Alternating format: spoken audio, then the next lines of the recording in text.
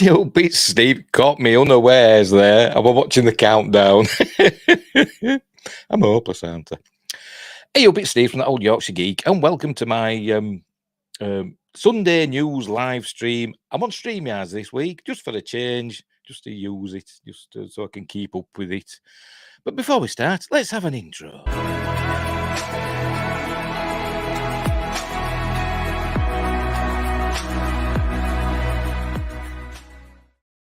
Right, I'm back. So let's get on with this news, shall we? If anybody wants to, join in, by the way, and come on stream and, talk about the news stories I'm looking at today. They're not all news stories. I have a couple of lists and just some articles as well. If anybody wants to join in, feel free to do so. Drop me a line. I don't know how. Go in the chat. And I'll send you the link. Anyway, so here we go. Where are we? Add to stream. There we go. There we go. First news from Star Trek, Daily Star Trek News.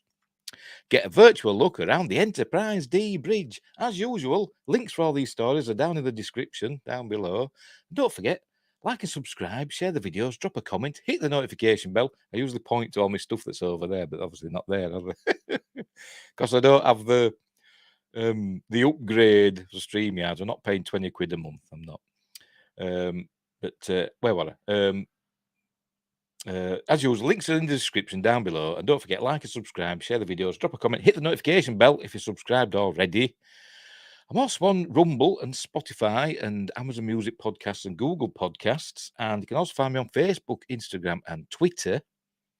Links for those are in the description, as are the links for me 2 books. There we go. Mercury Rapids, light-hearted sci-fi action adventure, and Silent Predator, short horror novella.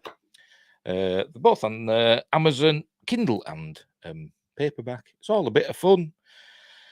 So there, right, here we go. Get a virtual look around the Enterprise D bridge. This is from Daily Star Trek News, April 24th, 2023. So it's not a new article, but never mind. Sometimes taking a stroll around the hotel or convention floor can help bring some closure at the end of a favourite con. Now that Star Trek Picard is over, if you're in a funk, by the way, spoilers for Star Trek Picard, it would be therapeutic to take a stroll around the bridge of the USS Enterprise D. Paramount Plus announced on Twitter last week the opportunity to do just that virtually. Santa Clara Studios housed the recreated set used in Picard, and you could view a 360-degree view of the bridge from which we were taken on so many adventures. Oh, and don't worry about the plywood and lack of a starfield on the view screen. Picard production designer Dave Blass helpfully explained in a comment that the view screen is showing a holodeck version of a soundstage. Right, okay, so just get rid of that a minute, just while I... And I'm going to show you it now. I'm trying to be all professional. Was it not? Oh, gosh, I pressed the wrong bloody button again.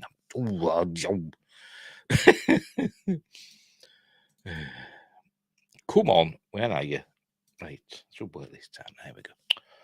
I'm such a dolt. Right. Here we go. Right. I'm putting things full screen because I don't need to see all me stuff. Right. Off we go again. So here we go. There we go. There's the. This is. Suppose I thought this was actually CG. It doesn't look real, does it? But it's actually the real sound stage that they used. That looks like. It looks like. Oh, I forgot his name. Where Silence Hasley's Nagilum. It was like Nagilum or Nagilum, whatever they called him, about to appear, doesn't it? Here we go. Anyway, so there's the bridge. There's the navigation station. There's a helm in it. This is the operation station where Data sits. That's where the pilot sits, whether that is. It was usually Wesley, wasn't it, until he left, and then they sort of like rotated officers, didn't they? But for season 1, it was Geordie LaForge. There's a door. Is that a turbo lift? I can't remember what these doors do, to be honest. I can't remember where they go. Is that the emergency? That's to the battle bridge, isn't it? That takes you, doesn't it? Yeah. There's the can we read it? The USS Enterprise plaque. There's the door to the conference room or the observation lounge where they have their meetings. That's the captain's chair, Riker's chair.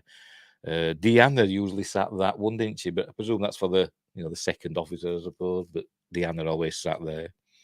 And there's another little chair there that sometimes Beverly sat on, and there's another one there on that side, a little seat. There's the stations at the back. Don't ask me which is. Oh, there it says on Science 1, Science 2, Mission Ops, Environment and Engineering. We sometimes saw Geordie come in and transfer his engineering controls to that one. There's the turbo lift. There's a little diagram of the Enterprise. That's another turbo lift there.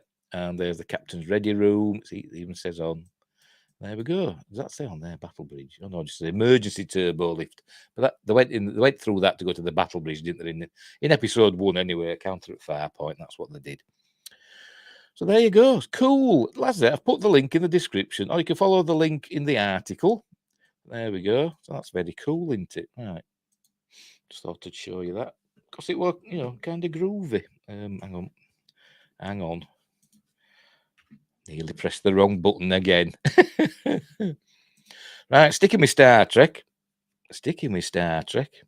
Because this is something that bugs me a bit with, even in classic Trek, they kind of forgot about it from time to time, depending on the plot, but not always. Here we go. How fast is warp speed in Star Trek? Is from Giant Freaking Robot. We go over exactly how fast Star Trek's warp speed is, because sometimes it's like an infinite speed, isn't it? Sometimes they don't take any time at all to get places. Sometimes it takes them days, but they often forgot about how quickly they could get places. I mean, when you think about it, in Star Trek 6, they say when they meet the Klingon flagship, Kronos 1, they said they're 1,000 light years from Federation headquarters. Which means that maximum warp in Voyager's time in the 24th century, it'd have taken them a year to get there. But obviously it didn't, did it? Or at least several months at least, but probably over a year because they weren't quite as fast, were they, in the 23rd century? But anyway, let's have a read. Ever wonder exactly how fast Star Trek ships like the Enterprise, Voyager, Discovery, etc. are going when they go to warp? Discovery doesn't count. The short answer is that at its lowest, warp speed is the speed of light, and as the warp factor increases, it surpasses the speed of light. But we can talk a bit more about what that means and how it is achieved in Trek's fictional universe. If you've ever watched Star Trek, then you've no doubt heard the characters refer to the warp drive. This is what makes warp speed possible. The fictional warp technology creates a subspace bubble around the ship, allowing it to reach and exceed the light speed barrier by distorting space-time around it. How fast the ship goes is determined by which warp factor is selected. And of course, because I'm live, my cat's at the window. Princess. Been trying to get her to come in all day, and she hasn't been, nowhere to be seen. And as soon as I start this, she appears. And there's the Enterprise. The refit Constitution going to warp in Star Trek the motion picture, probably, although I think they also did show it doing that in Star Trek 2, didn't they? Just reuse the shot. Right, warp factor 1 is the speed of light, which is, depending on which kind of measurement you want to use, 299,792,458 meters per second, or 186,000 miles per second. Crank it up to warp factor 2, and you're going the speed of light times 10. Warp factor 3 is the speed of light times 39. It usually can go all the way up to warp factor 9.99, which is the speed of light times 7,912. Here's how it breaks down. And there you go. There you go. Warp factor 1 light speed, then times 10, 39. So it's like, orders of magnitude quicker. It's not just 3 times that. So they go up exponentially, don't they? It would be a mistake to think these numbers are universally agreed upon, either in the fandom or even in the source material. The fan-run Memory Alpha has a list with different numbers, and as their chart points out, different Trek projects have given different numbers themselves. I mean, in the original series, they even mention like warp factor 13 and stuff like that, don't they? Which, in the Berman era Trek is impossible because 10 is the maximum, isn't it? Anyway, where were we? For example, the Season 2 Star Trek Voyager episode Dreadnought lists Warp 9 has been significantly faster than in the Season 7 Star Trek The Next Generation episode Bloodlines. If you say so, I can't actually remember. I've not got an encyclopedic knowledge. There's also Warp Factor 10, which gets to an inconceivable speed at which you would essentially be everywhere in the universe simultaneously. It's like infinite speed, isn't it? Which means you could also travel in time as well as space.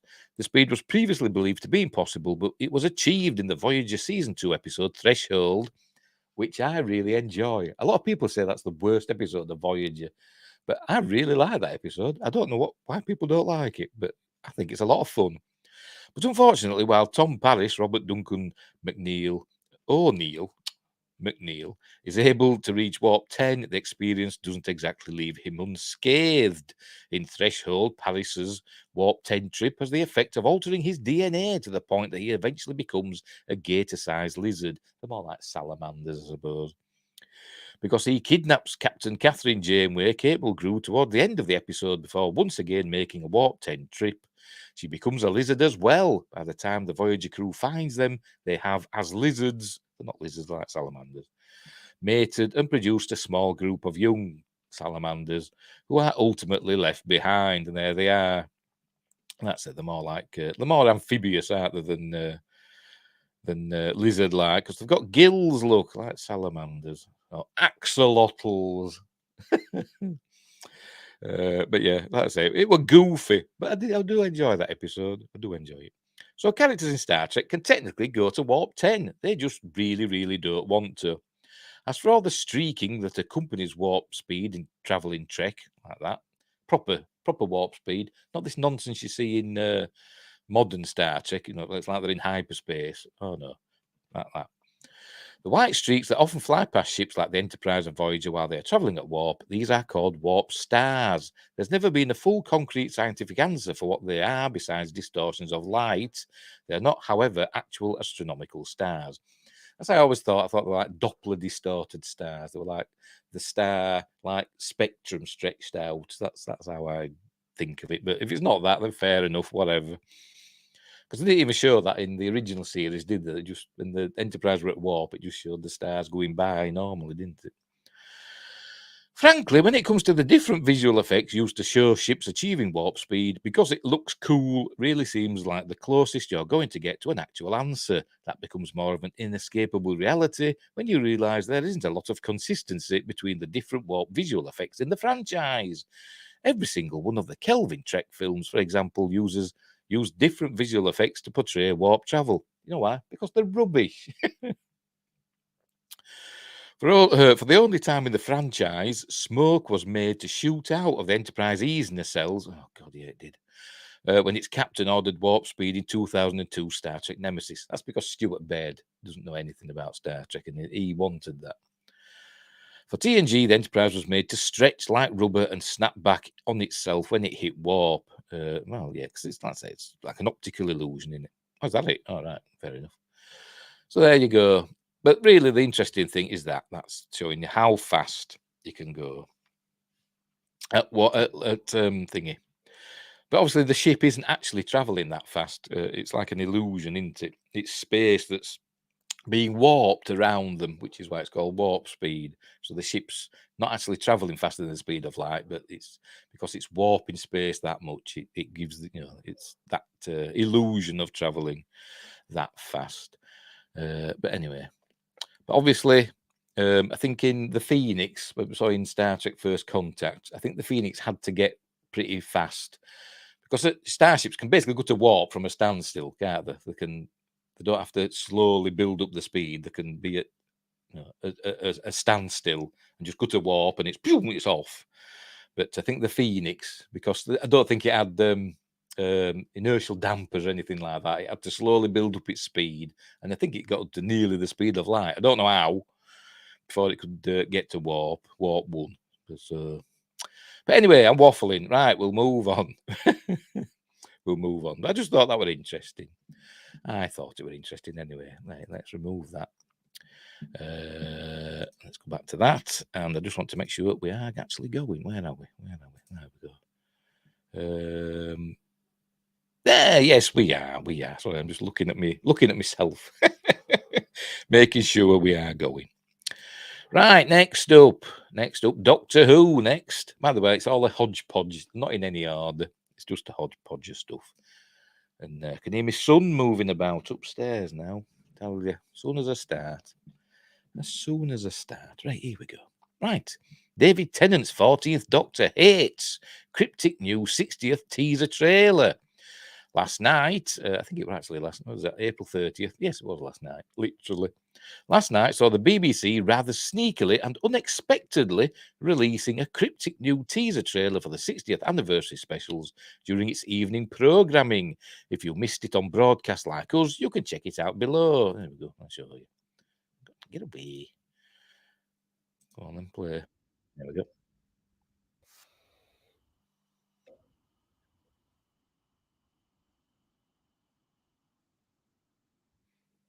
There you go, that's it. Of course, fans quickly noticed the trailer was reversed and the flipped version helps to clear the dialogue up. So we'll watch that one next. Look at that. It's going to come on.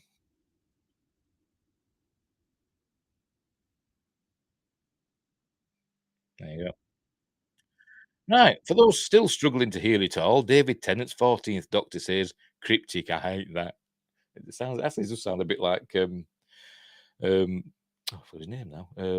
Mick Jagger, doesn't he? Cryptic, I hate that. That's what it sounds like. And then we hear companion Donna Noble, Catherine Tate, asking, "Why did this face come back?" As in the Doctor's face. Because they call him the 14th Doctor, but he's not really. He's the 10th Doctor, even though they're saying, "Oh no, he's the 14th Doctor."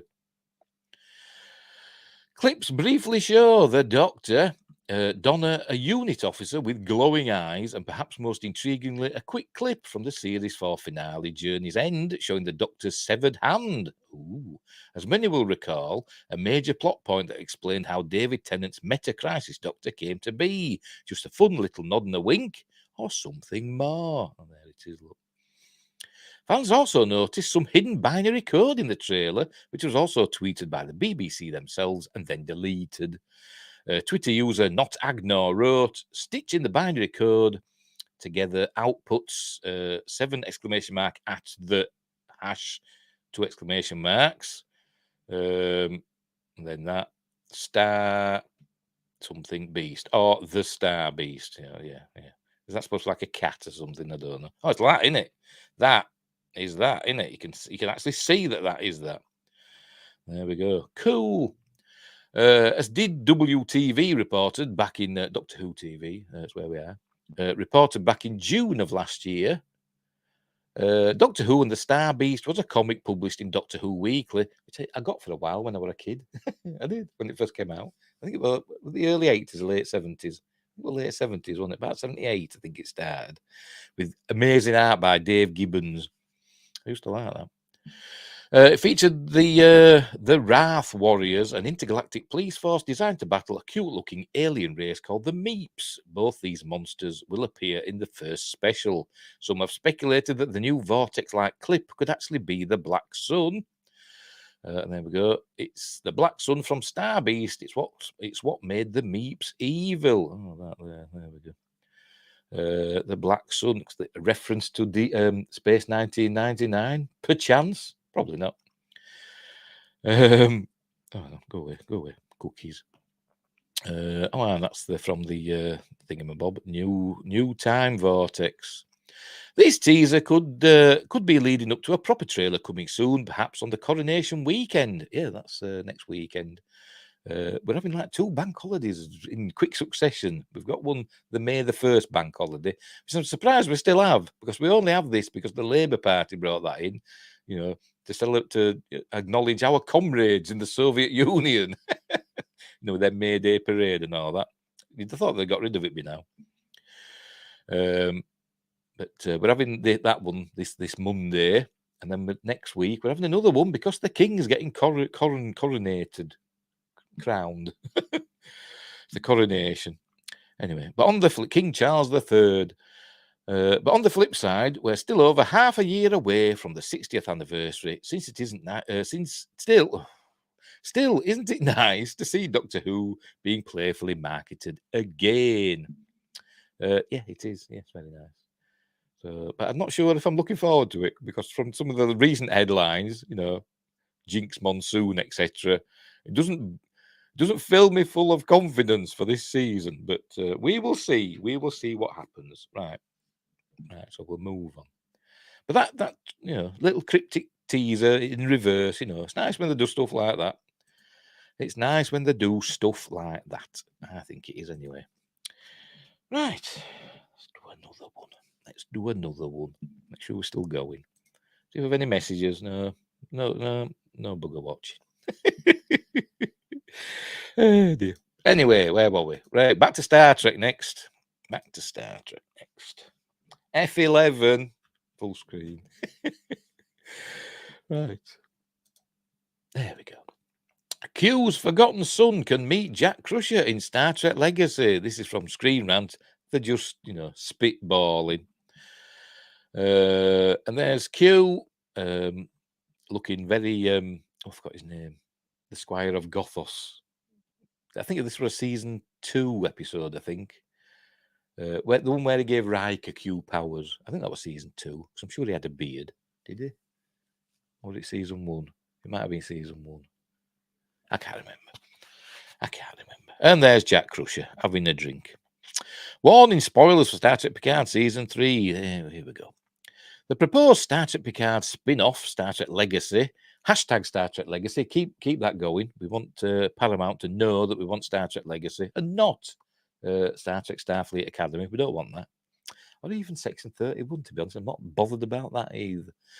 But it's better now that it's just going to be a movie. So maybe, whatever. Cut it some slack. The proposed Star Trek Picard spin-off, Star Trek Legacy, will be the perfect chance for Q's forgotten son to meet Jack Crusher, Ed Spilliers. Since his introduction, it's not saying his name, is it? Is it going to say his name? Who played him? Yes, it is, further down.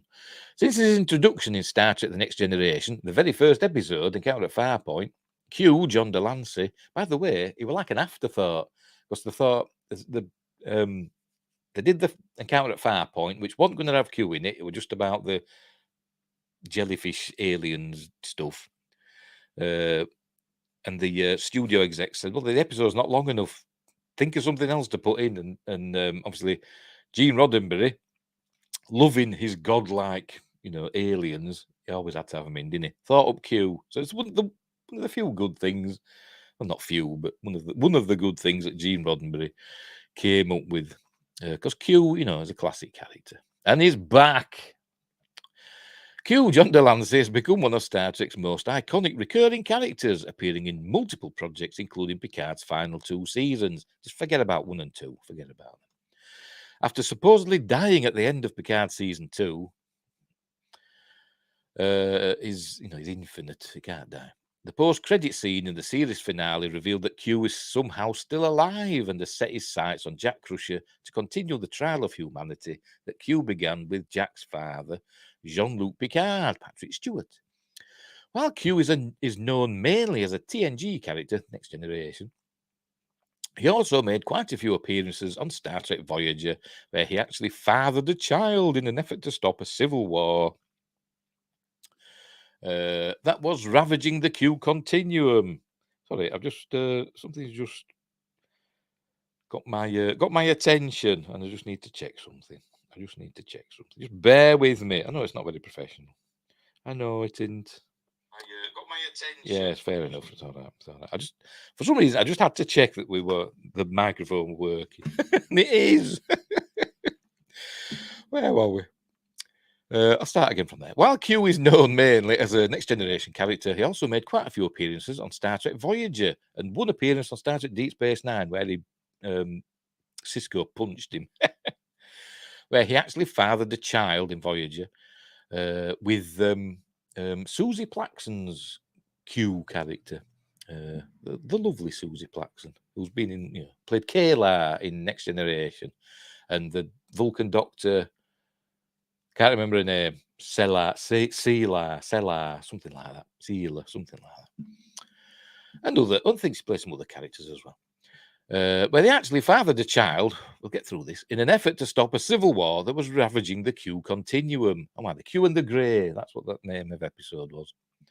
Q Jr., Keegan Delancey, I wonder if he's named after Kevin Keegan, a British footballer.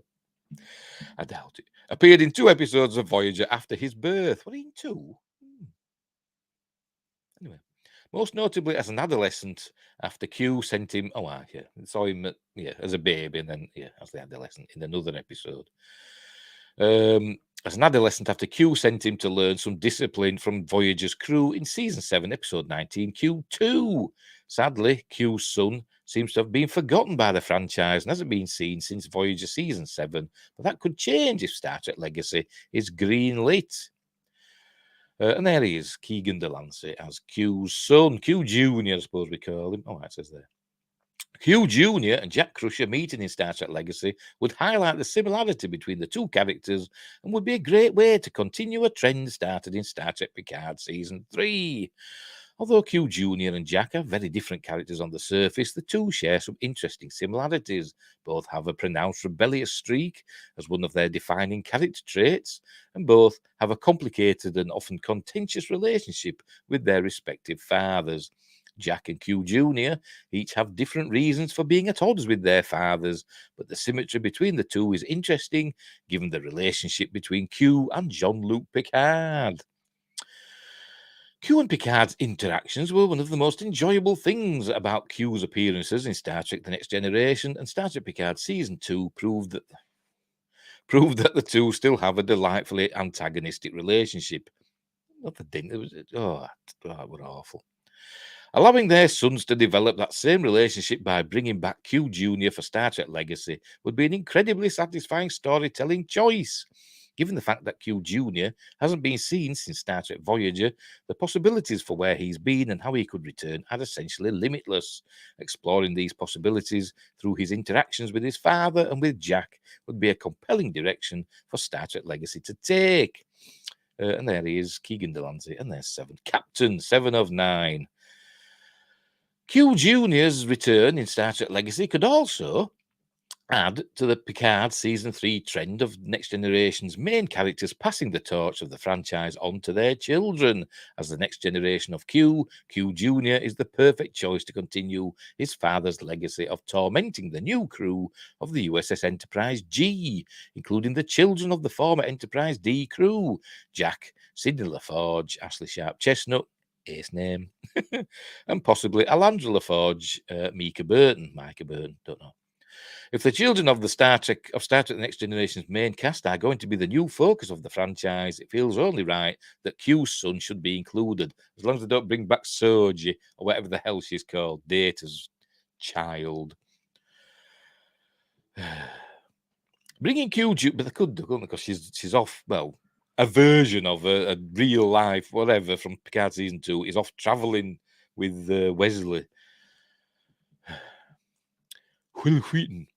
Bringing Q Jr. back would also allow for some interesting interactions with other Star Trek Picard and Star Trek Legacy characters. Q Jr. has already met the Enterprise G's new captain, 7 of 9, Jerry Ryan, during his time on Star Trek Voyager, and watching the two of them butt heads if he became a recurring problem for the Enterprise G would be highly enjoyable. There's also the fact that Admiral Janeway Kate Mulgrew is Q Jr.'s godmother, paving the way for some potential Voyager cameos in Legacy. It's safe to say that given the possibilities inherent in his return, whatever Star Trek Legacy might choose to do with Q Jr. would be well received. Star Trek Picard Season 3 is available to stream on Paramount Plus or Amazon if you're outside America. Yeah, it'd be fun and it'd be nice. It'd be nice to have him there. It'd be nice to have Q Jr. there. There he is. Keegan Delancey. Would they get him back? Is he still an actor? I don't know. I've not seen him in anything. Not that I've noticed. But I think he's still an actor. So they could get him back, and I'm sure he'd jump at the chance. I bet he still does conventions. I bet he does. They all do, don't they? And don't blame him. Extra money. Right, so there you go. We'll leave that one there. Right. Do that. Dead professional, me. And we'll move on to the next story. Right. Here we go. Hang on. Go away, you. There we go. I'm getting there. I'm getting there. I need me an X-ray girl, don't I? You know, in more ways than one. Right, here we go. Classic Star Wars game is being made free to download. Ooh. A classic Star Wars, not that, by the way. A classic Star Wars game is about to be available to download for free. To catch this deal will not be available to everyone. Star Wars is on the mind of many with the recent release of Star Wars Jedi Survivor. I've not got it, it's too expensive. I went downtown to see how much it cost. I saw it on Amazon, and in my local supermarket. 62 quid. It's a bloody game. Saying that though, you're looking at the idiot that paid 60 quid. I think it was 60 quid, might have been more, for a PlayStation 1 copy of Colony Wars. But that was from the catalogue, what we had in the olden days. And they were always more expensive there. And you didn't have to pay for it all at once. Anyway, where were we? Star Wars is on the... Oh, yeah, that one. And it's this series, Star Wars Jedi, that has revived Star Wars as a video game series. While things have finally started to look up for Star Wars video games after years of the opposite, there are many who still prefer the more classic Star Wars games from a time when there were many great Star Wars games released quite regularly. Oh, pardon me, I'm burping. Give me a drinky poo.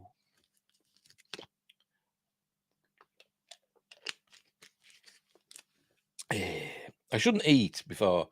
Gary from Nerdrotic always says, he never eats before the show, but then he's always starving, by the time he finishes. I'd rather be, not hungry and burping and farting my way through a show. Where were we? This new free download doesn't represent the best of the best from this era, but it's one nostalgic Star Wars fans will appreciate nonetheless. The mystery game in question is 1999 Star Wars Episode 1 Racer from LucasArts, or more specifically, the 2020 HD re-release of the 1999 classic from Aspia. Is that how you pronounce it? Aspia? I don't know. The re-release is set to be free to download from May the 1st to May the 30th for all Xbox Live Gold subscribers, courtesy of Games with Gold. This applies to both subscribers on Xbox and those on the Xbox Series consoles. No PlayStation. 2 engines, 1 champion, no limits. Climb on, strap in, and experience the pure adrenaline-pumping excitement of the pod racing sequence from Star Wars Episode 1, The Phantom Menace, reads an official blurb about the game. Take the controls as Anakin Skywalker, or any one of over 21 pod racers, and feel the full force blast of 2 massive jet engines at simulated speeds of up to 600 miles per hour. You get the drift. Rain in a turbine-driven chariot. Blah blah. Yeah, we know the game.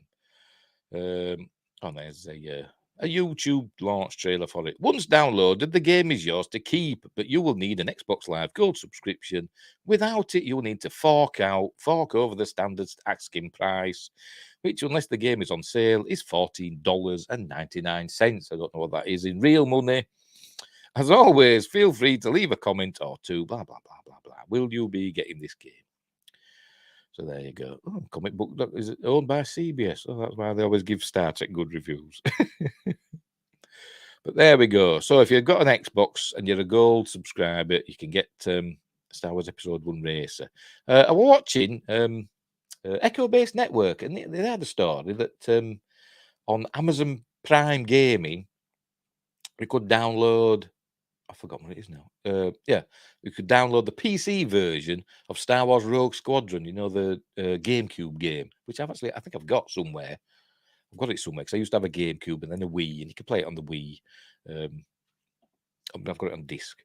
But you could download the PC version for free, and I went to look on Amazon Prime Gaming. I couldn't find hide nor hair of it. Maybe it's just in America. I don't know. But they were saying that. But I don't know why this isn't on PlayStation as well. I haven't actually checked, but it's just an Xbox exclusive, perchance, perhaps. But there you go. I've never actually... no, I'm lying. I have played it. I think I downloaded the demo for the PC back in the day. And but I'm not very good at stuff like that. I'm not very good at games. Right, let's move on. let's move on. That's the old F11 button. We're getting there, don't worry. We're getting there. Here we go. Back with Star Trek again. We go Star Trek, Star Wars. Chris Pratt, Star Wars. So that's your order, right? There you go. Star Trek's Gates McFadden, Cheryl. That's a real first name, Cheryl. Cheryl Gates McFadden understands the mixed reaction to keeping Jack a secret from Picard, and there she is, a handsome woman with Ed Spaliers, who's like 30, about 34, but playing like a 24-year-old. But I suppose it could be argued that Gates McFadden, I don't know how old she is, 70. She'd be in the 70s, I imagine, at least 70, at least. I think I don't actually know, but she does look a bit younger than that, doesn't she? But I suspect there's some work being done.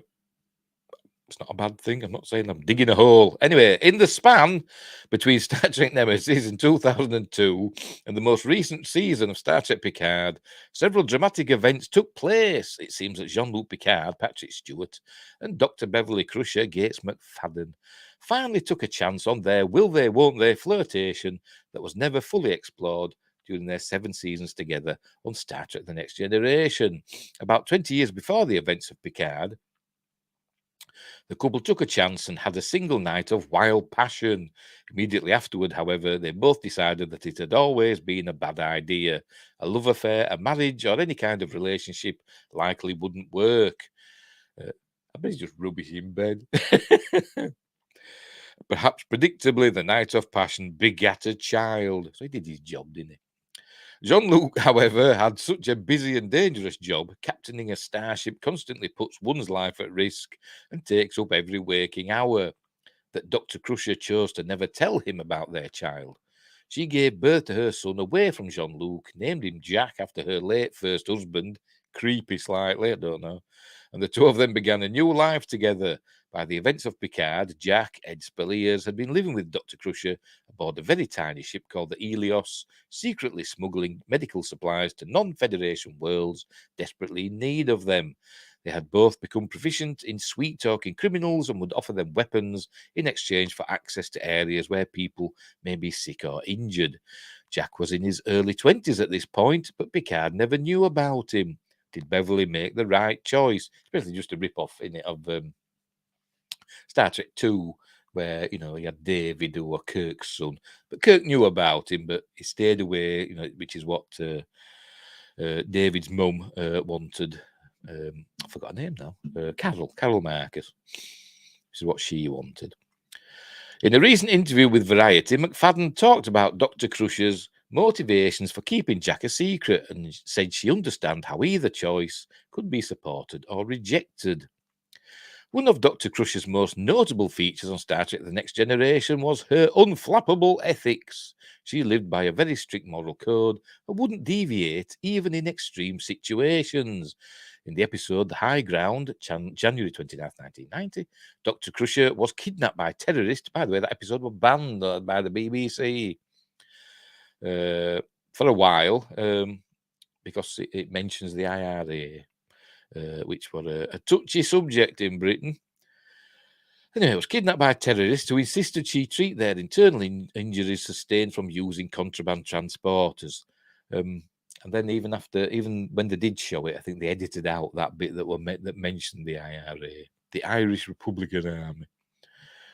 Anyway, she cures them naturally, but yells repeatedly that what her kidnappers are doing is wholly wrong. She begins to sympathise with them by the end, but only to understand their grievances. She still objects entirely to their means, as well as to Starfleet's combat-forward solutions. Following her own path has always been of paramount importance to the character. When McFadden was asked about Dr. Crusher's resolve and individuality, particularly as it pertains to Jack and her decision to keep his existence away from Picard, she said the following: "It's interesting because she didn't choose to have an abortion. She really wanted to be a mother. And if you've just been recently listening to Picard's deepest thoughts, no, I would never want a baby. Absolutely no, no, no. I think you have to base it on what she knew then. And I think she hopes that later the child would reunite with Picard. And it's a shock when her son doesn't want to. Because in the series, she just say that, she did tell him all about Picard and that if he wanted to meet him, she was fine with that, but he decided he didn't want to. And perhaps she had an instinct when the child was crying all the time at night that this child needed protection and was perhaps a little different. Whether or not a viewer agrees is, of course, a different matter. The trick to playing a morally resolute character is that one has to wholly understand and support their decisions, even if you disagree with them. McFadden seems to have encountered critics who felt that Dr. Crusher's decision to keep Jack hidden from his biological father was a bad one. Surely Jean-Luc Picard should be given the opportunity to address his fatherhood on his own terms. McFadden, of course, had to see things from Dr. Crusher's perspective. She acknowledged the clash, saying, "Obviously, there's going to be people who disagree with her decision. I understand that. I just feel also people should then try to focus on maybe the good of why that happened." But as I said, she did tell Jack who his father was, and Jack actually did talk to Picard. I think several years earlier, they kind of encountered each other in I think it was in 10 Forward, the Los Angeles 10 Forward, not the Enterprise one. But obviously Picard didn't know that that the young man he was talking to was his son at the time, and he obviously didn't remember him when he met him again later. Anyway, given the wild world of Star Trek and the various extreme situations that Jean-Luc Picard often found himself embroiled in, by the way, at the time, Jack had asked him something about family or whatever, and Picard had said the only family he needs is Starfleet. So that probably put Jack off from wanting to get him to know him further, because he obviously felt that Picard was a Starfleet, person and not wanting a family. But of course, all that changed because Picard didn't know he had a son, did he? And when he did know, then he was very, happy about, well, wasn't happy at first, but eventually was, and proud to be a father. Anyway, additionally, Picard was typically very aloof, as I've just, suggested. As seen in Star Trek Picard, a romantic relationship between Jean-Luc and Beverly was always destined to fall apart. Did I miss a bit out? Well, whatever. So one can see quite easily why she made the decision she did. McFadden has said she would like to continue playing the version of Dr. Crusher that the showrunners of Picard had invented. Given her own exciting life and resolve, Star Trek blazing Bev would certainly be a sight to behold. I say hashtag Star Trek Legacy. If I do that, I'm sure she'll pop in from time to time. She's an admiral now, isn't she? So that says she wouldn't be on the Enterprise as the chief medical officer, but she might pop in from time to time to visit Jack. Make it happen, Paramount. Make it happen. But there we go. But she understands why Beverly didn't tell Picard, but she did tell Jack, and he did go and meet him and was underwhelmed, so didn't want to continue that relationship. Oh, look, I pressed the wrong button. Getting ahead of myself. Anyway, let's move on. Where's my mouse pointer gone? It's there. Right, we've got a little bit of a list here, so we'll do that next. Full screen again. Hey, I wonder if anybody got in touch with me about joining the show. There's no chats on StreamYards anyway. If you want to join the show, comment in the chat if anybody's watching. I don't know if anybody is watching, but drop a comment in the chat and I'll send you the link. Let's have a look. Is anybody watching? No. Just me. I'm watching myself. Dear. Right, where were we?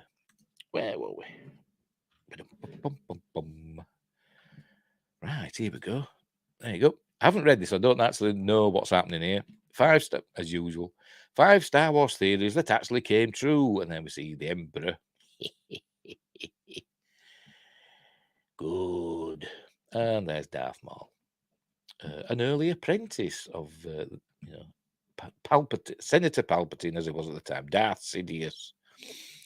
Since the 1970s, the world of Star Wars has captured the imaginations of its viewers and facilitated innumerable fan theories over what could possibly occur to beloved characters and locations in the galaxy far, far away. Drinking game, and some were spot on.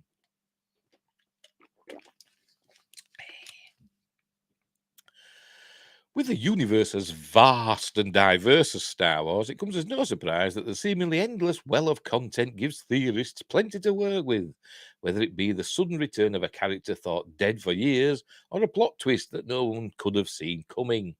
Star Wars fanatics are never to be underestimated when it comes to getting into the heads of the creators themselves to predict their next move from a mile away. Across a multitude, and they're usually wrong. Across a multitude of films, shows, books, video games, and every other form of media, it encompasses. I thought I said, what does that mean? Supposed to be a space there. It encompasses. Star Wars lives and breathes to keep its viewers guessing. While some significant reveals came across as predictable and were caught easily, some of the more elaborate fan predictions have been truly impressive. Like any theory, anything will stick if given enough attempts.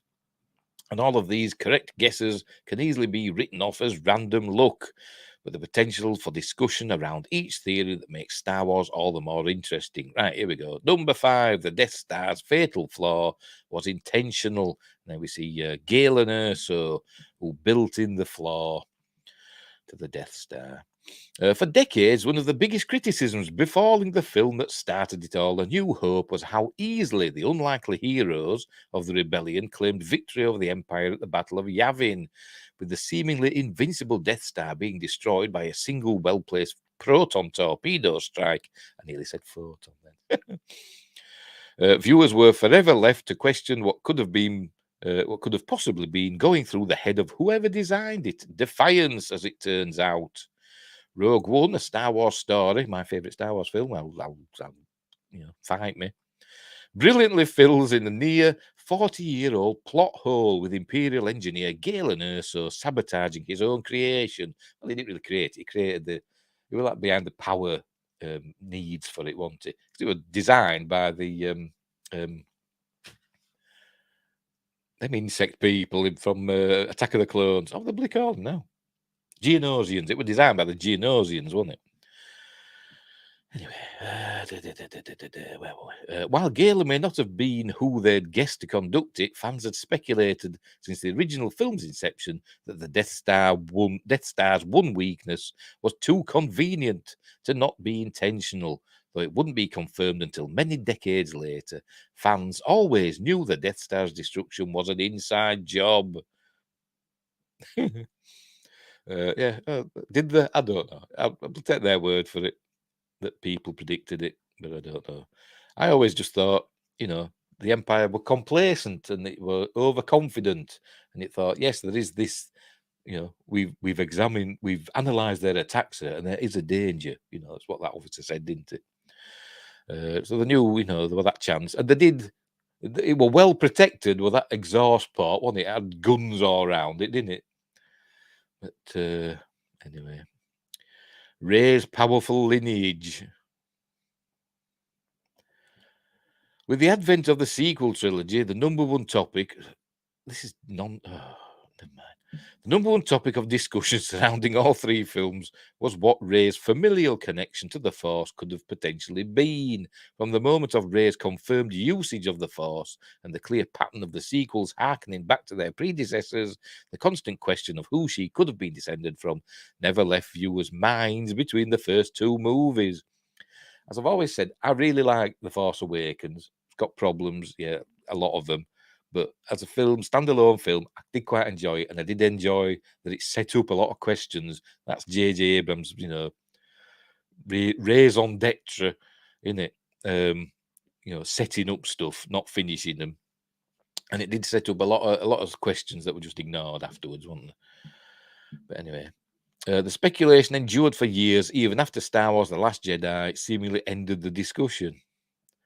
While The Last Jedi attempted a misdirection by having Kylo Ren proclaim loud and clear that Rey's parents were nobodies and that her lineage meant nothing in relation to her strength in the Force, speculative fans saw through the deceit and hit the nail on the head with Rey's true parentage. It wasn't really a deceit, they just didn't know what they were doing. They just made it up as they went along. Stupid idiot. Now, it could be argued that George Lucas did quite a bit of that, but, it's his creation. He can do what he wants with it. Many Jedi could have fit the role as Rey's ancestor, but fans quickly pieced together that her relative may not have necessarily been of the light. In consideration of the dark side of the Force, Emperor Palpatine himself became the obvious answer. Well, no, it wasn't the obvious answer. That's just the answer that JJ and his writing room or whatever decided on. I think the big one that people thought that it would either like something like Obi-Wan or maybe even Anakin somehow were a father. Somehow, don't know how, because Anakin's lightsaber called to her, didn't it, in Force Awakens, and she saw that that vision, that Force vision from Empire Strikes Back and stuff like that, didn't she? So that would make more sense that Anakin is somehow a relative of hers, or Obi-Wan, but more likely Anakin. A Skywalker, at least, because of what happened with the lightsaber, in my opinion. Right. Number 3, Darth Maul survived the Phantom Menace. Yes, we all know that now, but look at that. Is his tongue out? At the start of the prequel trilogy, one disappointment viewers faced was the waste of potential in the newly introduced fan favourite villain Darth Maul, as he was bisected by Obi-Wan and left to plummet into a bottomless pit. Unless you watch Robot Chicken and there's that fellow with broom at the bottom of all these pits. Sweeps up Palpatine, sweeps up Darth Maul. With his assumed death, fans played with the idea for years that Maul could still make a return. By the way, George Lucas, we were always killing off like these fan favourite villains. Did it with Boba Fett as well, didn't he? George. With his assumed death, fans played with the idea for years that Maul could still make a return. All he needed was a pair of robot legs to pick himself back up, and he'd be just as strong of an antagonist as before. What some fans couldn't believe was that not only were they right, but that it would make him an even better character. Yeah, it did. Season 4 of Star Wars The Clone Wars finally saw Darth Maul's fated return as a centerpiece antagonist for its later episodes.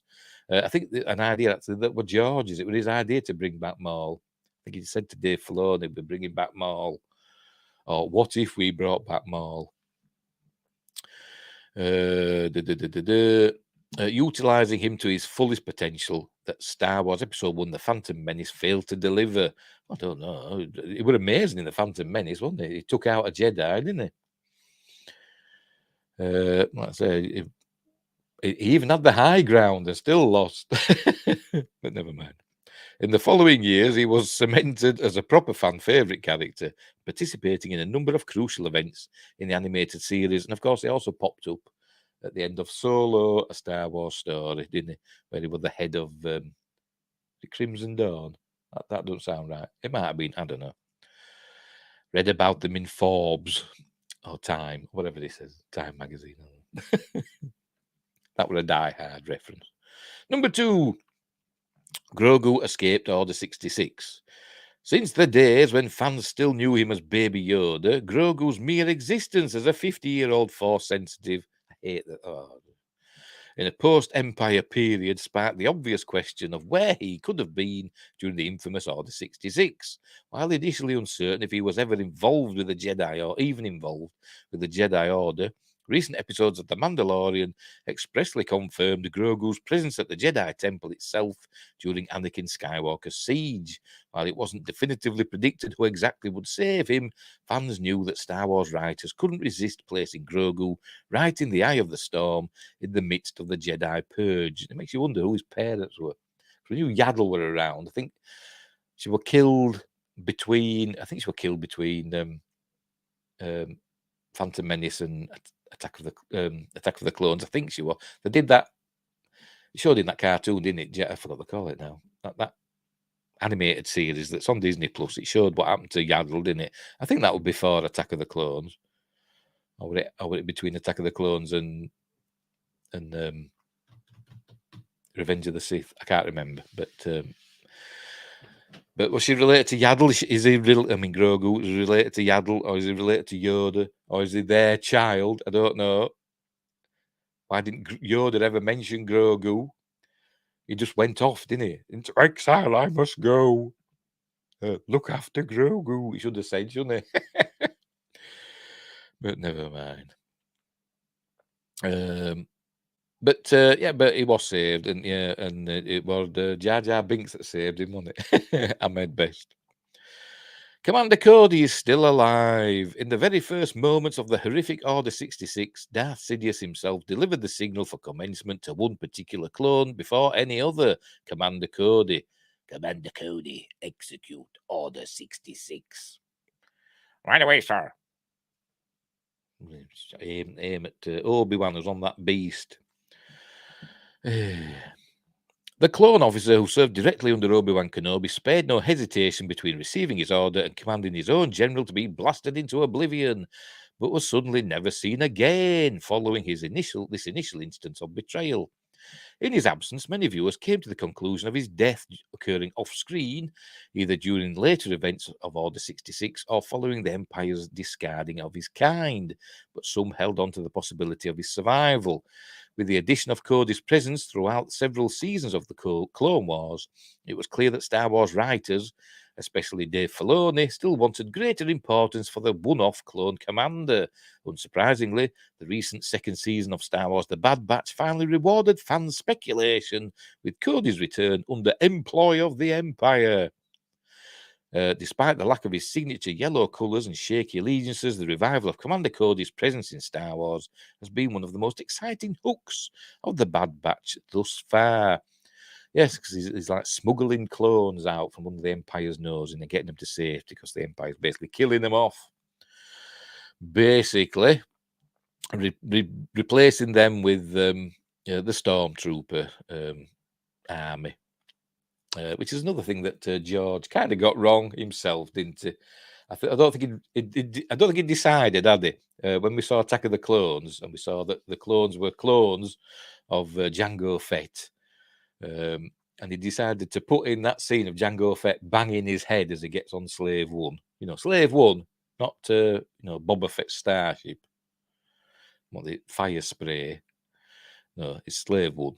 It showed him banging his head, and that was supposed to be a nod to that Stormtrooper banging his head in in Star Wars, A New Hope. But obviously, we know now that the Stormtroopers weren't clones, were they? There you go. Maybe that one was, I don't know, but as a rule, they weren't. Right, so there you go. So that were 5 Star Wars theories that actually came true. I'm sure they could have picked some better ones, but never mind. It's Screen Rant. What do you expect? What do you expect? Not a lot.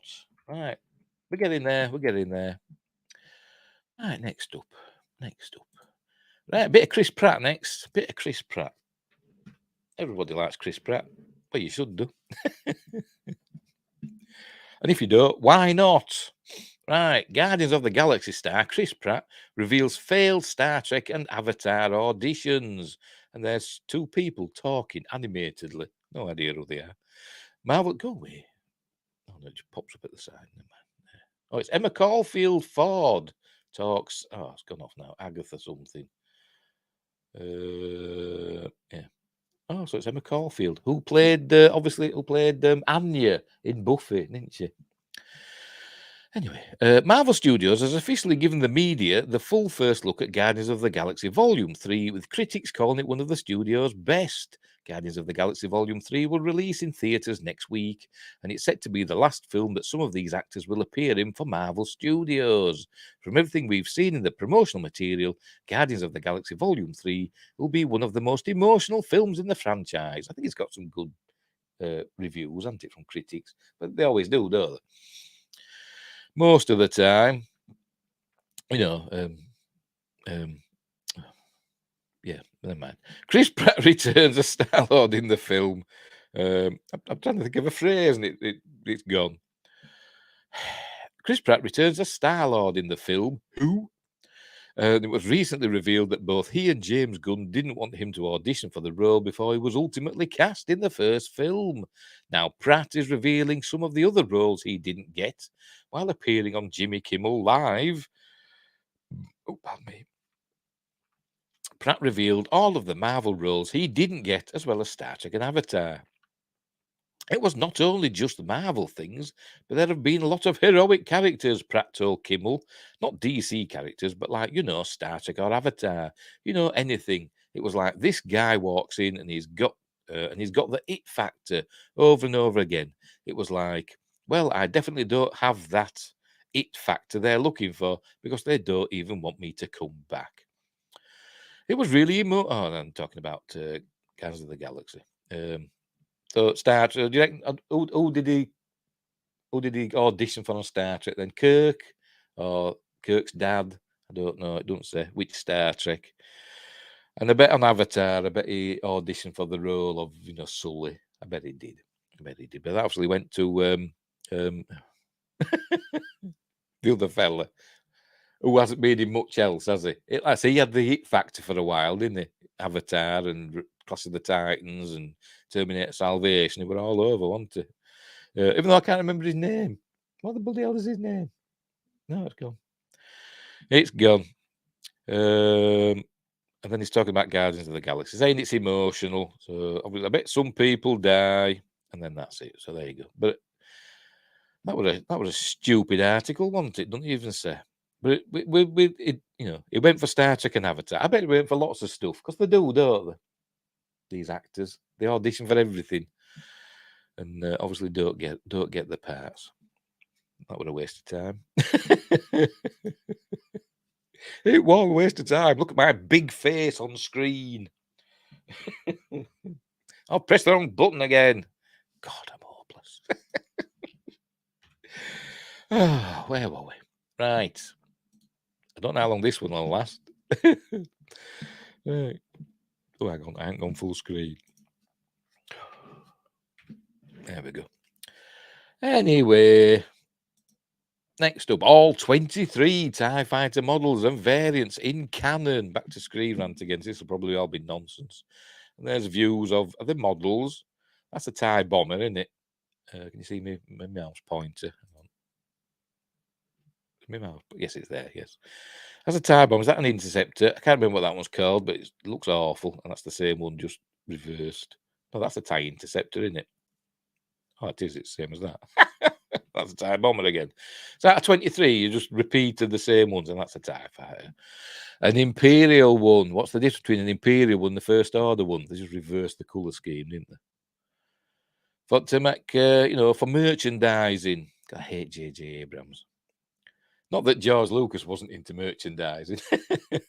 They made sure he kept them rights, didn't he? Next to the Rebellion's X-Wings and the Millennium Falcon, the TIE Fighter is one of the most iconic ships in the Star Wars galaxy. Twin Ion Engine TIE stands for, in case you didn't know. Unless you read the Marvel Star Trek comic, Star Wars comic, from back in the day, 77, 78, whenever it came out. And somebody, and the letters page, somebody wrote in, what does TIE stand for? And the reply, and the official Marvel Star Wars comic was, it stands for the Imperial Empire. I always remember that. I always remember that from a kid. And I knew back then that were wrong. I thought, what? Anyway. Created for the Empire and its future iterations all the way to Emperor Palpatine's final order, the TIE series features an extensive range of special models. Are they Senar fleet systems or something like that? I don't know. I might be wrong. Each of them catering to a specific capability or function in the service of those seeking galactic tyranny. Likewise, the TIE Fighter has more variants in the established canon than one might initially assume. Oh, here we go. Beginning with the reign of the Empire following the fall of the Republic, yes, I was right, Senar fleet systems. Yeah. Began work on a prototype starfighter with twin ion engines, eventually known as the classic TIE Fighter. As such, the TIE series quickly grew to prominence within the Imperial fleet. They're not called tie because they look like bow ties. Some people have said that as well, because they look like bow ties, so they call them TIE fighters. I bet they said that behind the scenes. I bet that was a joke, behind the scenes. As such, the TIE series quickly grew to prominence within the Imperial fleet, becoming the primary craft employed by the galaxy's chief villains for decades.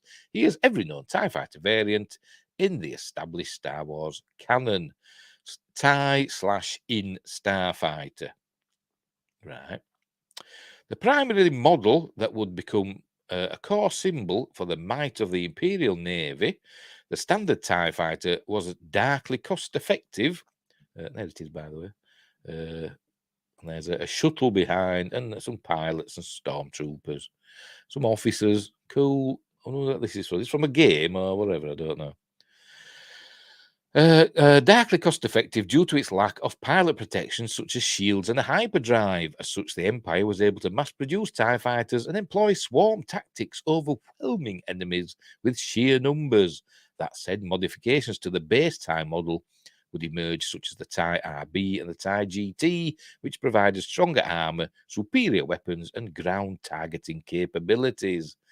TIE SA Bomber, which famously seen in The Empire Strikes Back. The TIE Bomber soon emerged, featuring a second pod between the starfighter's wings to carry a payload of heavy ordnance, providing devastating air support to ground troops below. The TIE Bombers are best known for their role in The Empire Strikes Back during the search for the Millennium Falcon, as well as their deployment during the Mandalorian Purge, known as the Night of 1,000 Tears. Where they destroyed all the Mandalorian cities, turned the Mandalore into glass. But then only a few years later, 20 years later, whatever, Mandalore was blooming again in these underground caves. But Bo-Katan says, even when she was a child living in the Dome City, she never saw Mandalore as green. So the Empire did Mandalore a favour, didn't it? TIE CA Punisher Starfighter. I've never seen one of them.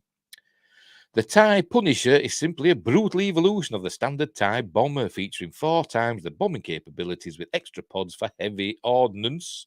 The Starfighters were created in response to the Battle of Yavin and the victory of the Rebel Alliance, who destroyed the first Death Star. But, why the Battle of Yavin? I don't think a TIE Bomber would have done much good, would it? Because the Rebels sent all their fighters up to deal with the Death Star, didn't they? Before the Death Star even arrived at Yavin, so I don't know. Here we go. TIE Shuttle, another one I've never seen before. Similar in design to the TIE Bomber. The TIE Shuttle's extra pod was instead used to taxi Imperial officers from Star Destroyers down to a planet's surface or between capital ships, featuring inverted wings. The TIE Shuttle can be briefly seen in Empire Strikes Back in use by Captain Need. Was it? I thought it was just a little... I didn't think it was a TIE thing. I thought it was just a little shuttle. Similar to what you saw in Battlestar Galactica.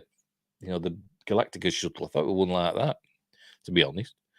I didn't really... I'm going to watch that again now closely. TIE Reaper Attack Lander.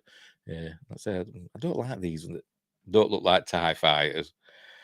We saw one of these in Rogue One, didn't we? First seen in Rogue One, a Star Wars story, the TIE Reaper Attack Lander was used to ferry elite Imperial soldiers during battle. This includes Director Krennic's Death Troopers during the Battle of Scarif, where the Rebel Alliance successfully stole the Death Star plans. TIE Advanced V1. What's this one from? I don't know. There it is, looking very sleek, isn't it, with its curved, whatever they are, panels. The TIE Advanced V1 was CNR Fleet Systems' first attempt to create a superior model to the standard TIE fighter, an experimental craft equipped with shields, extra armor, and a hyperdrive, allowing the craft to operate independently from capital ships such as Star Destroyers. As such, the extra modifications made the prototype TIE Advanced the perfect ship to be used by the Imperial Inquisitors. There we go. Particularly the Grand Inquisitor, as seen in the Star Wars Rebels animated series.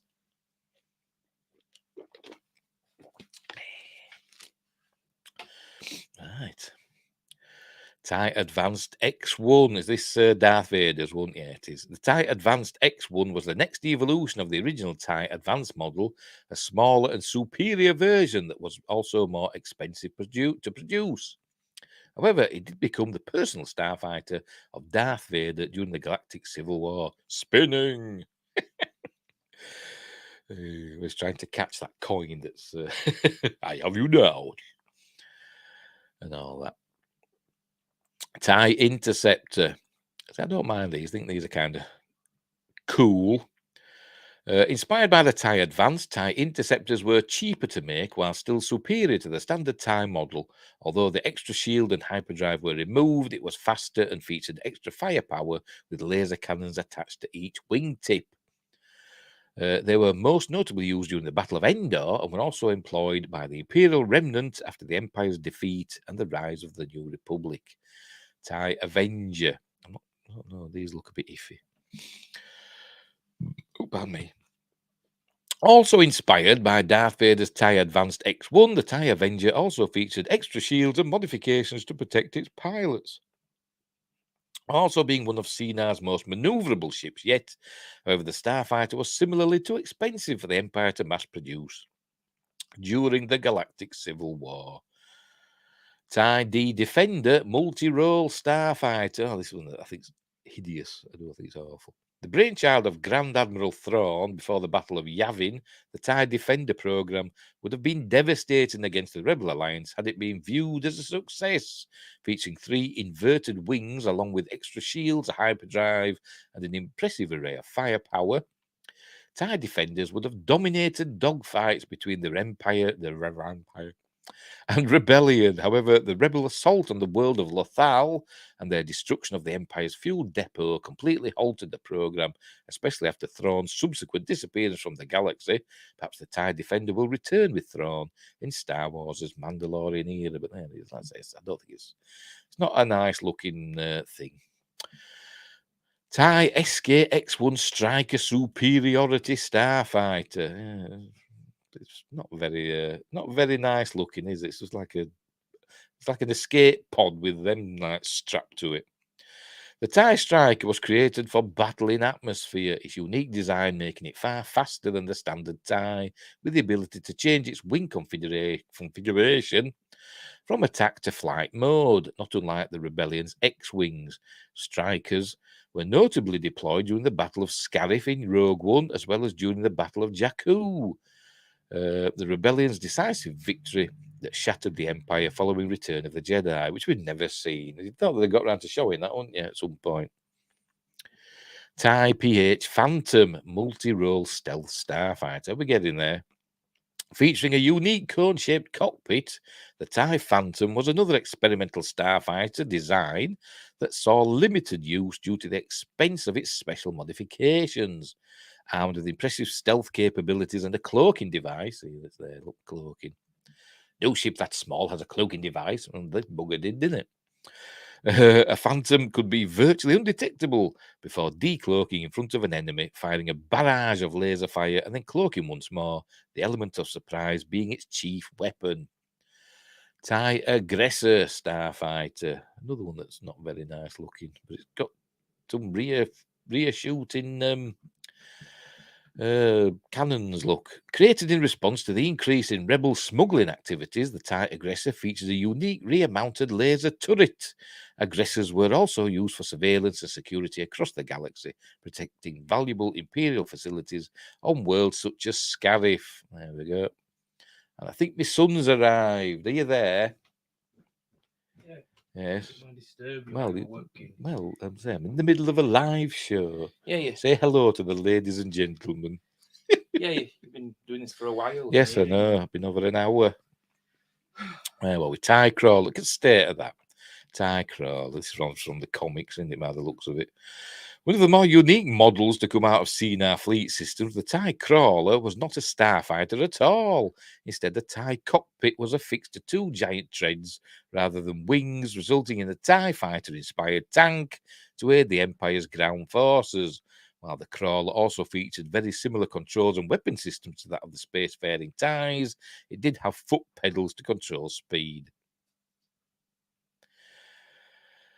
TIE MG Mining Guild Starfighter. Oh, yeah, we saw these in Rebels, I think season 1 or 2. I can't remember which one, or 3, whatever. But yeah. Due to its ongoing relationship with the Empire, the Mining Guild was granted their own TIEs from Cena. However, the fighters were specially modified with basic shields and had notches cut from each of the wings. Well, basically, it had that bit missing, didn't it? From the front. Allowing for greater visibility while sacrificing combat maneuverability. Well, in space, it doesn't really matter, does it?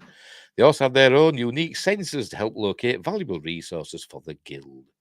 Outland TIE Fighter. I thought this was stupid. I did.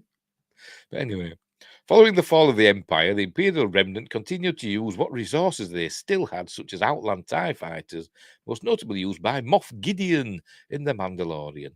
Outland TIE Fighters had foldable wings, which allowed them to take off and land independently. But they did anyway. They just used to land on the plane thing, what they call them. Just used to land on them, didn't they? We've seen them. Rather than the standard TIEs, which had to be docked on special housing apparatuses typically found on Star Destroyers. Well, yeah, we saw them, didn't we? But I'm sure we've also seen them just landed. Anyway, TIE Auto Fighters, these unmanned ones. Another Imperial Remnant leader named Commodore Vizsla Corder was instrumental in the production of the TIE Auto Fighter, smaller drone ships that needed no pilot at the controls. However, the efforts of the New Republic very quickly ended production almost as soon as it had begun. What? Sorry to interrupt you. Right. I opened the front door and Charles Gray was here, so I quickly closed it so I didn't let him in. Okay. Didn't want him to interrupting your show. All right, okay. I can see Princess is in back garden on fence. Right, okay. Well, I'll let her in when I'm done. And I just drunk last at prune juice. Okay. Yeah, sorry. Okay. Not a problem. Yeah, I was hoping I'm not going to ruin this for you, talking to you. No, well, no, it's fine. It's fine. See ya. Okay, see ya. Let's hurry up with that show, please. Okay, well, I've got this. I think I've one more story, or maybe two, and then I'm done. See ya. Okay, see ya. Right, leaves the doors wide open. He does tell kids. Right, where were we? Done that one, haven't I? Right, TIE FO Space Superiority Fighter. This is First Order, FO First Order. See, they've reversed the colour scheme. The evolution of the standard TIE Fighter, the new Cena Jameis, is that how you pronounce it? Fleet Systems created the TIE FO Space Superiority Fighter for the First Order, now armed with basic shields. The First Order also had the TIE SF Space Superiority Fighter for Special Forces, having stronger deflector shields, a hyperdrive, and room for a secondary gunner. This was the TIE used by Finn and Poe Dameron to escape the Finalizer, as seen in The Force Awakens. TIE SE Bomber. Did we see this? I don't know if we saw this one. In the same vein, the First Order also had its own improved bombers. In addition to the extra pod for heavy ordnance, the new TIE SE bombers featured the similar wings and laser cannons to the Empire's original TIE interceptors. Okay. Did we see them? I don't know if we saw them. TIE Echelon Assault Shuttle. That's at Galaxy. Is that a Galaxy's Edge? Yeah, it looks like it, doesn't it? Created by original Rise of Skywalker director Colin Trevorrow. I said it wouldn't have been called that. It was going to be called Duel of the Fates or something, wasn't it, if he directed it. The TIE Echelon Assault Shuttle was repurposed and is now featured in Disneyland's Star Wars themed land known as Galaxy's Edge. However, the shuttle is still canonical to the existing Star Wars continuity as was used to transport First Order troops into battle, as well as their supreme leader Kylo Ren. TIE VN Silencers. This is what was on The Last Jedi. The first personal craft of Kylo Ren, as seen in The Last Jedi, the TIE Silencer featured a unique cockpit that was less rounded in comparison to other TIE models. Featuring the latest in military technology, the Silencer was reserved for elite leaders of the First Order, such as Kylo Ren himself. The ship was also incredibly fast, requiring only the most skilled pilots at the controls. Kylo Ren's TIE Silencer also had missiles and heavy cannons attached between the wings, giving the pilots a wider field of fire. TIE Whisper. The TIE Whisper was primarily used by Supreme Leader Kylo Ren in The Rise of Palpatine. Though his new personal fighter was designed to his exact specification, as such, Kylo Ren's TIE Whisper was naturally faster and boasted more firepower than the standard model that was still destroyed by Rey on the planet Pasana. Oh, nice. That was, she jumped over it, didn't she? Yeah, it's like I say, merchandise. TIE Dagger Starfighter. Last one, employed by the resurrected Emperor Palpatine's secret final order. Oh, were these in that? Oh, I don't know. TIE daggers had triangular wings with heavy laser cannons attached to the wings. Sorry, just Dr. Evil.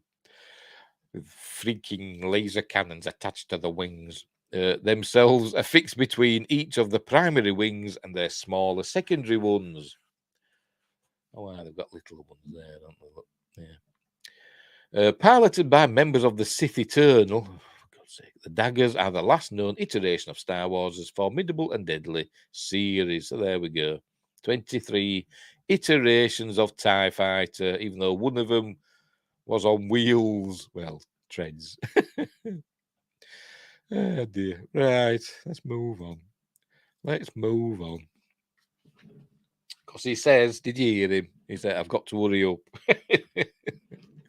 Yes, we've one actor left. One actor left. One story left. One article. That's what I'm trying to say. One article left. And it's another list. And it's again from Screen Rant. This one is 10 actors. They're actresses. 10 actresses who almost played Princess Leia in Star Wars. Or Leia. I always call her Leia. That's how they pronounce it in first one in Star Wars. The plan is given to us by Princess Leia. He says Leia, doesn't he? Others say Leia, but I'll say Leia because I'm British. From A New Hope, The Rise of Skywalker, Rise of Palpatine. Carrie Fisher defined Princess Leia in Star Wars for 40 years, but 10 other actors nearly landed the role, and they're Jane Seymour. Carrie Fisher's performance as Princess Leia Organa made her a Star Wars icon. However, 10 other actresses who are... Oh, we can't hear that. However, 10 other actresses who auditioned nearly played their character instead. Many of these actresses would find success in other movie and TV franchises despite not playing Leia. And even so, it's fascinating to consider how Star Wars may have changed forever if someone else had embodied the character. It's hard to imagine Leia without Carrie Fisher, especially after she defined the character 40 years before her passing. Still, just like the popularity of what-if scenarios in Star Wars fiction, alternatives to the franchise's real-life history are just as fun to explore. As a central character of the Skywalker saga, having Leia, played by another actress, may very well have changed the franchise's direction. The chemistry between characters can shape where the writers will take the story. And with the wide variety of talent that auditioned for Leia, a different actress could have influenced George Lucas to make different creative decisions. I doubt that very much. In the original trilogy, since many of these actresses went on to star in their own franchises, some of the biggest movies in history would have been altered as well. With that in mind, here are 10 actresses who almost played Princess Leia in Star Wars. Right, number 10, Lalla Ward, the lovely Lalla Ward, who... it says there. Lalla Ward is best known for playing Romana 2 on Doctor Who from 1979 to 1981, just a few years after she was considered to play Leia in Star Wars. She had a number of movie roles in the years before that, her last film credit being Princess Elizabeth in 1977's The Prince and the Pauper. I saw her in a film quite recently, and I can't remember what it was. It was from the 70s. What was it now? I'm sure it was a horror film, maybe a Hammer film or something like that. I can't remember. Ward switched to TV acting after her appearance in Doctor Who, making a few appearances over the years, which included returning to play Romana on a number of occasions. Given her prominence in the Doctor Who franchise, it's interesting to consider how it and Star Wars would have been different had she played Leia. Yeah, she was good as Romana. Let's say she was in with Tom Baker. And that it showed actually how they could decide on their appearance, because she was a Time Lord. And when she regenerated into Lalla Ward, it actually showed her going out of the room and coming back in as a totally different person, and doing that. So they could actually decide upon their appearance.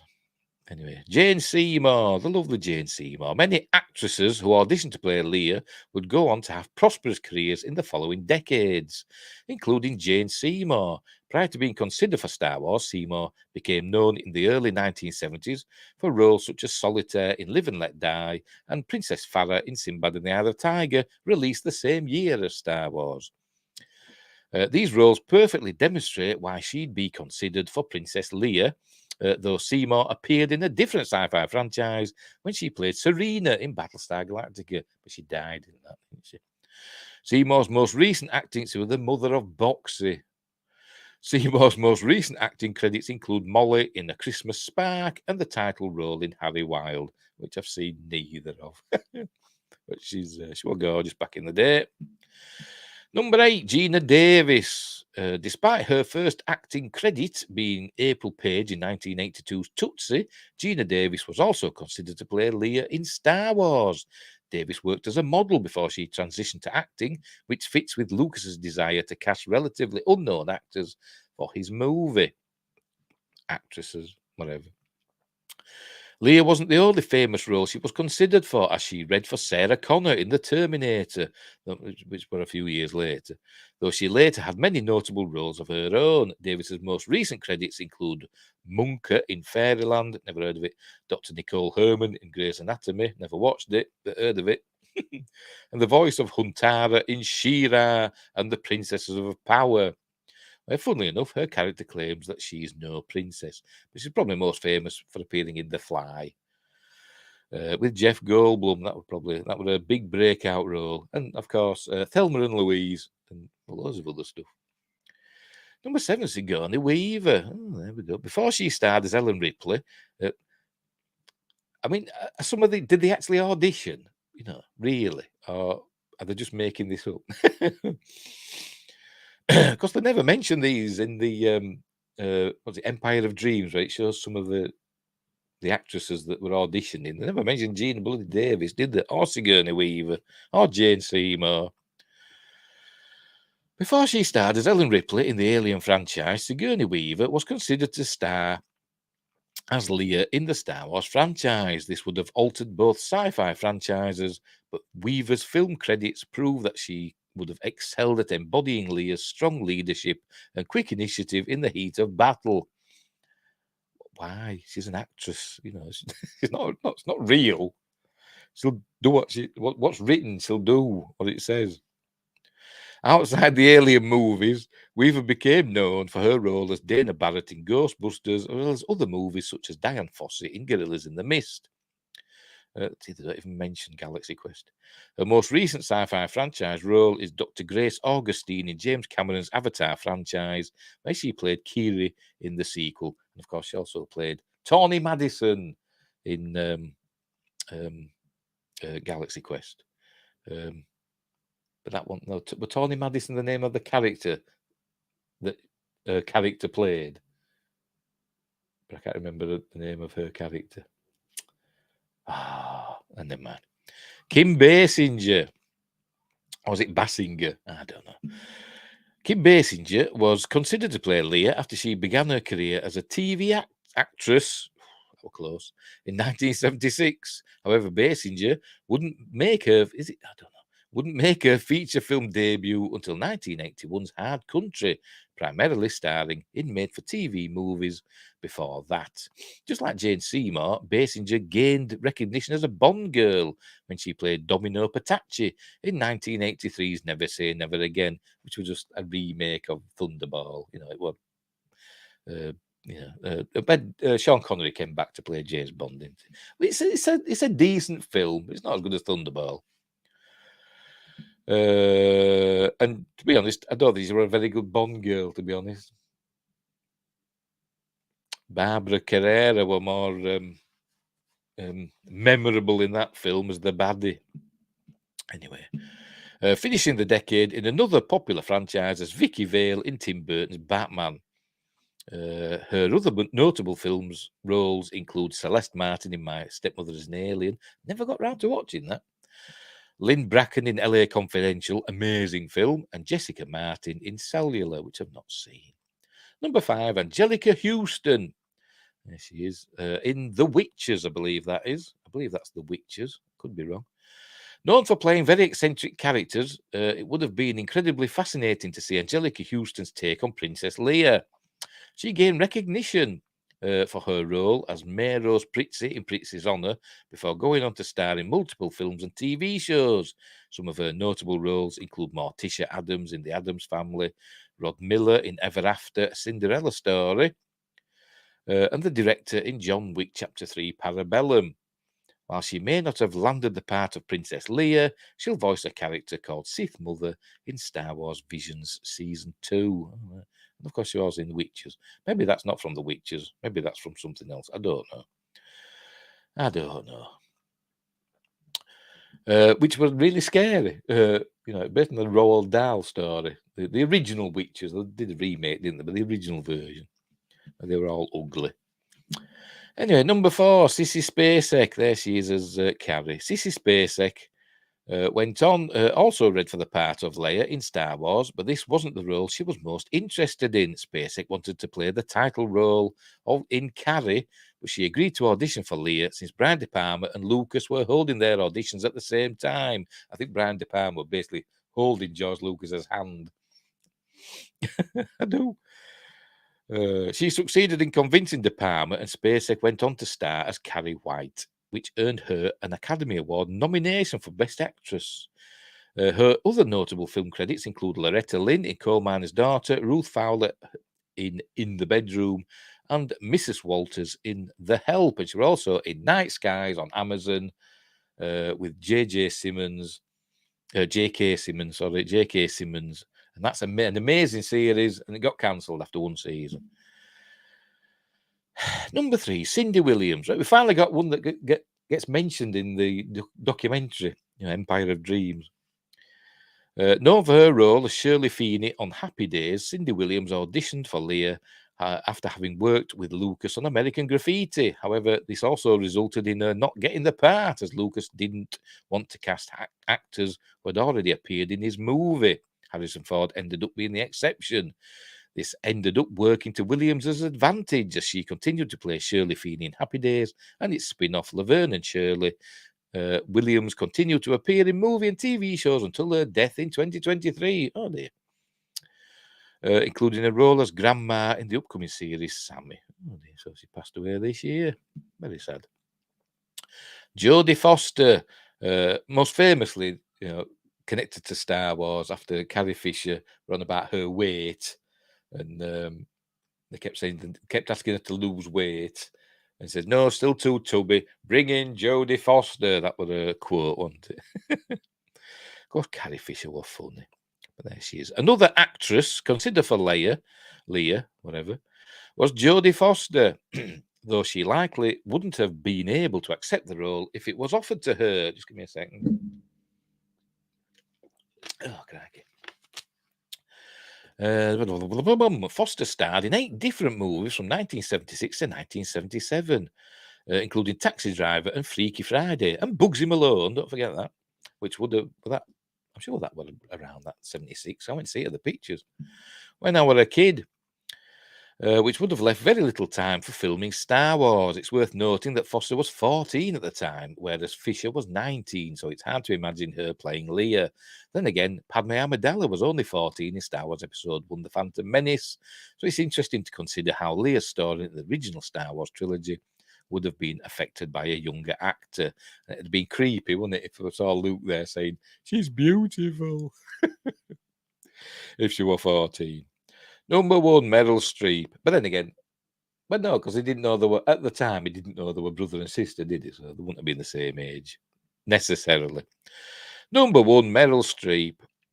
One of the most notable actresses to be considered for Leia was Meryl Streep, who had primarily worked in theatre at the time of her audition. Despite not landing the role in Star Wars, Streep still made her film debut in 1977's Julia. Oh, excuse me.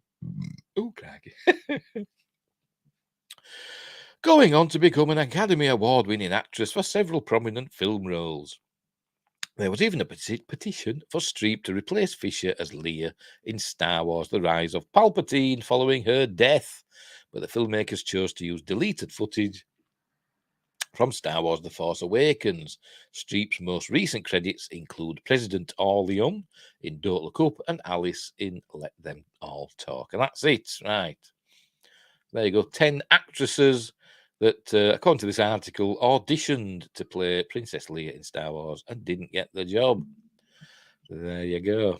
Very interesting. And that's it. That was the last one. It was the last one. So I can bugger off now and you can get on with your Sunday. Not that anybody's been watching. Let's have a look. I keep pressing the wrong button. No, still nobody watching. Never mind. Anyway, right, so we'll leave it there. So I hope you enjoyed that little diversion and an interruption by my son telling me he'd drunk the last of the prune juice. So he'll be running to the toilet soon. Oh dear. Right. So, oh, excuse me, I'm all dry. So wherever you are, look after each other. Let me get ready. Look after each other. And until next time, I'll say there.